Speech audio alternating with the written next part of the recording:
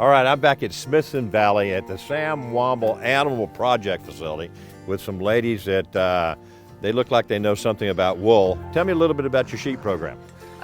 We're all students that are a part of FFA, so we have this wonderful barn that we're allowed to house our animals in.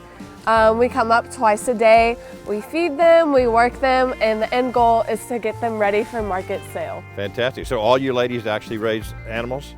Yes, sir. Okay, fantastic. So you all have your own animal, and so how do you choose your animal? How do you get the right sheep, or what are you looking for when you're picking out a sheep? I got into raising sheep because my uncle used to show goats, and my grandpa raises goats. And so I started out with goats, and I moved into sheep. It kind of runs in the family for me. Agriculture is a big part of my family and everything. So then now we also breed sheep. We have a breeding program, so it's a big part of my life. All right, so y'all been to shows, I guess. Have you been to shows in San Antonio as well as outside of San Antonio? Yes, sir. My family goes to all the major shows, and a lot of these girls, they all go to the major shows too. All right, so tell me a little bit about these particular sheep. Are there different brands? Are there different, when I say brands, I mean varieties, breeds? Help me with that. I need a little help, you can tell. So these two right here are actually going to be goats.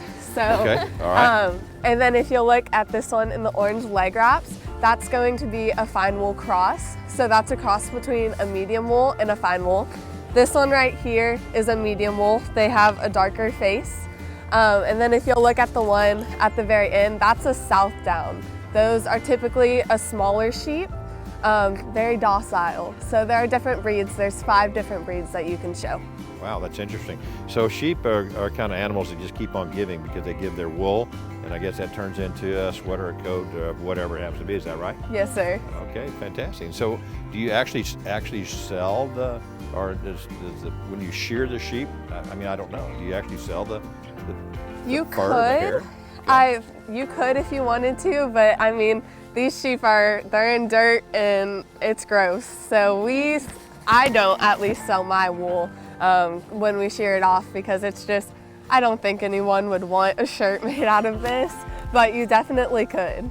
I know at the ranch when we shear our ewe lambs, we have about like 300 ewe lambs that we shear, and we keep it all in feed sacks and everything, and we sell it off to people because they'll use that wool for stuff like that. All right, so tell me a little bit about the qualities of goats. How do you know that you have a grade A or grand goat? Tell me that.